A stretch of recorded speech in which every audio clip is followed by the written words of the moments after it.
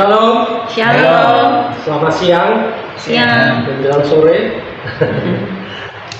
Apa kabar hari ini? Luar biasa. Kita akan bahas tentang tergerak oleh kasih. Markus 1 ayat 41.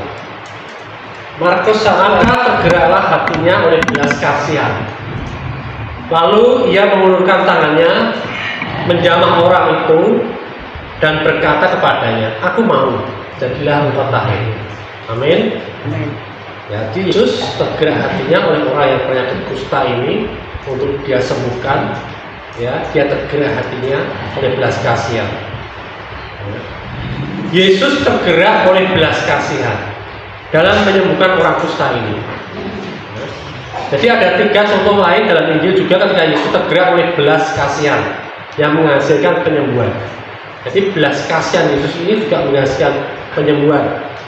Di dalam Matius 14 dikatakan ketika Yesus mendarat, ia melihat orang banyak yang besar jumlahnya, maka tergeraklah hatinya oleh belas kasihan kepada mereka dan ia menyembuhkan mereka yang sakit oleh belas kasihan. Ya. Kemudian ayat 34, maka tergeraklah hati Yesus oleh belas kasihan lagi, lalu ia menjamah mata mereka dan seketika itu juga mereka melihat, lalu mengikuti dia. Jadi kalau kita mengalami kesembuhan, pemulihan, itu karena belas kasihan Tuhan. Amin. Belas kasihan Tuhan. Kita menerima itu. Ya. Kemudian juga di dalam pembebasan Markus 5 ayat 19. Yesus tidak memperkenankan, tapi ia berkata pada orang itu, "Pulanglah ke rumahmu, kepada orang-orang sekampungmu, dan beritahukanlah pada mereka segala sesuatu yang telah diperbuat oleh Tuhan atasmu dan bagaimana Dia telah mengasihi engkau." Ya. Ada pembebasan, dengan belas kasihan ada pembebasan, ada kesembuhan. Amin. Ada keselamatan, ada pemulihan, ada keberhasilan, ada keberuntungan, banyak hal. Amin. Ya. Dan kalau engkau dibebaskan oleh belas kasihan Tuhan, beritakan supaya apa? Supaya setiap orang juga mengalami belas kasihan Tuhan ini. Ya. Perbedaan antara melihat seseorang disembuhkan atau tidak disembuhkan berkali-kali adalah karena unsur kasih yang sangat penting ini. Ya. Kalau kita mendoakan orang lain, ya, jangan harap orang itu sembuh kalau kita tidak punya belas kasihan kepada orang itu. Walaupun Tuhan sangat ingin dia sembuh. Amin. Ya, taruh belas kasihan itu supaya orang lain juga mengalami kesembuhan. Ya. Nah,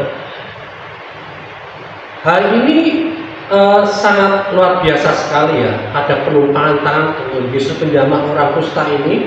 Ya, padahal di waktu itu oleh Taurat ya, penumpangan tangan ini menjamah seorang yang kusta itu adalah hal yang najis. Ya, kita bilangan 19 ayat 22. Ya. Bilangan 19 ayat 22 kata seperti ini. Segala yang diraba orang yang najis itu menjadi najis, dan orang yang kena kepadanya menjadi najis juga sampai matahari terbenam. Jadi tindakan ini akan membuat Yesus pun najis ketika Yesus menjamah orang kusta itu. Tetapi Yesus terus dia nggak peduli dengan dia nanti akan najis atau enggak. Ya. Ini menggambarkan bahwa pelayanan Roh Kudus dalam Perjanjian Baru itu berbeda dengan pelayanan pada zaman hukum Taurat. Ya. Dalam Perjanjian Lama 2 Korintus 3 ayat 6 dikatakan seperti ini.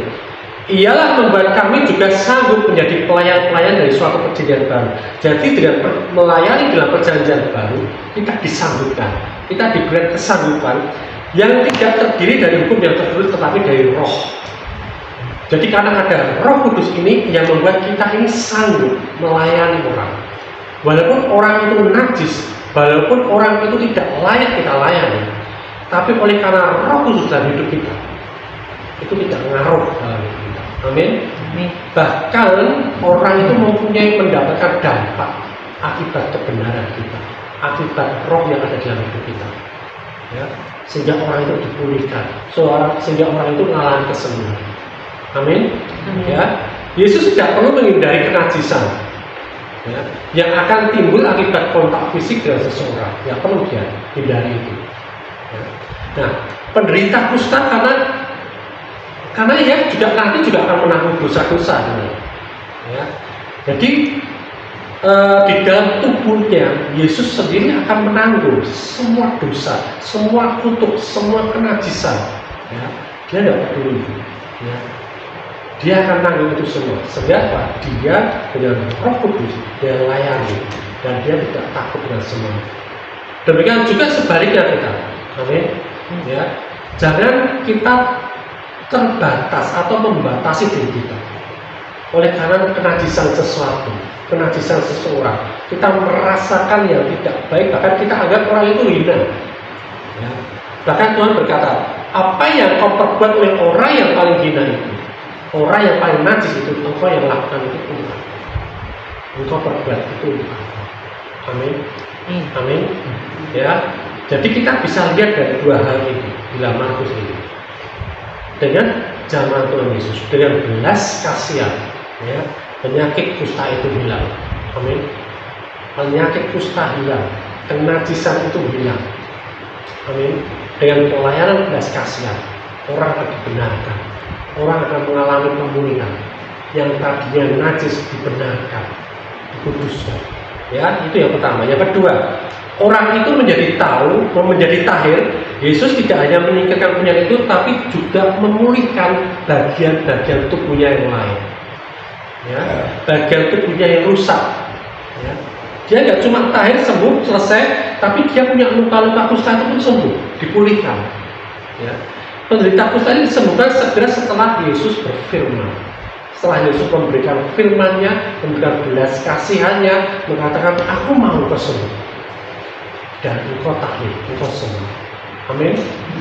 Ya, jadi jangan batasi lagi, ya, dengan pikiran-pikiran batasan-batasan. Karena apa? Roh yang membenarkan kita, roh yang menguduskan kita tidak terbatas. Asal di dalam hati kita ada belas kasihan, asal ada hati kita ada dalam hati kita ada kemauan untuk orang lain juga mengalami kesembuhan. Karena apa? Karena kita pun sudah mengalami itu. Ya. Firman Tuhan adalah kehendak Tuhan. Firman itu menyingkapkan bahwa kesembuhan selalu merupakan kehendak Tuhan. Tuhan tidak pernah menolak kesembuhan. Amin. Ya. Jadi jangan sampai banyak kita dengar ketika orang mendoakan kesembuhan, orang itu belum mengalami kesembuhan, kemudian dia mencari sebabnya apa nih? Dosa apa lagi nih? Kenajisan apa lagi yang belum dibereskan? Kutuk apa lagi yang masih ada? Tidak. Yesus tidak seperti itu. Yesus mau engkau sembuh. Engkau punya dosa, engkau punya kutuk, engkau punya kenajisan, engkau mau sembuh, aku mau engkau sembuh. Engkau terima kesembuhan, apapun keadaan, apapun prestasimu. Amin. Amin. Ya. Yang penting dia percaya bahwa Tuhan punya belas kasihan pada dia. Yang penting dia percaya apa kata firman Tuhan. Dia akan mengalami kesembuhan, dia akan mengalami pemulihan, dia akan mengalami perubahan dalam kehidupannya, dia mengalami pemulihan di dalam keluarganya, dia mengalami pemulihan dalam kerjaannya, kita mengalami pemulihan di dalam pelayanan kita. Amin. Amin. Ya. Jadi Yesus sering menyembuhkan orang dengan menyentuh mereka, menjamah mereka, dan orang lain menerima kesembuhan. Mereka saat mereka menyentuh Yesus. Ya. Ada kuasa yang disalurkan. Jadi berikan kesempatan, berikan peluang dalam hidup kita ini untuk Tuhan menyalurkan kuasanya melalui kita, ya, menyalurkan urapannya melalui kita, ya, melalui penumpahan tangan. Jangan ragu-ragu. Kalau ada orang lain sakit, tumpahan tangan terkena, sembuhkan. Ya. Katakan, Yesus mau bersembuh, amin, dan terima kesembuhan itu. Yesus mau engkau pulih, terima pemulihan itu. Ya, biarkan dia menggunakan kita hari ini untuk menyembuhkan orang lain, hari besok untuk menyembuhkan orang lain. Amin. Ya, hari ini mulai, ya, biasakan kita belas kasihan pada orang lain, peduli pada orang lain.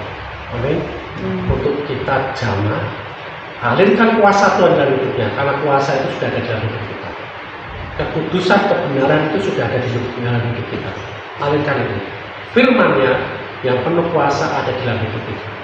Ya, alihkan itu, jamah orang lain untuk terima kesembuhan. Jangan merasa kita ini, Pak gimana ya, Pak aku belum mengalami pemulihan, Pak aku belum mengalami kesembuhan, Pak aku belum mengalami perubahan dalam hidupku. Ya, jangan mulai meragukan Tuhan. Jangan mulai meragukan apa yang diperkatakan. Amin. Ya, walaupun belum kelihatan, tapi percaya itu terjadi. Jika terjadi itu mulai dari yang tidak kelihatan. Amin. Ya, makanya kita bekerja selalu dengan iman. Iman adalah segala sesuatu yang tidak tampak, tidak terlihat. Kalau sudah terlihat, sudah tampak, sudah terjadi, tidak perlu iman lagi. Amin. Orang percaya hidup karena ini. Ketika kita belum melihat, berarti firman-Nya salah. Ya, karena Tuhan tidak pernah berbohong. Amin. Ya, kita tetap setia, kita tetap percaya, mengucap syukur. Ketika firman itu diucapkan, firman itu terjadi, dan kita pasti mengalami. Haleluya. Amin. Tuhan Yesus memberkati.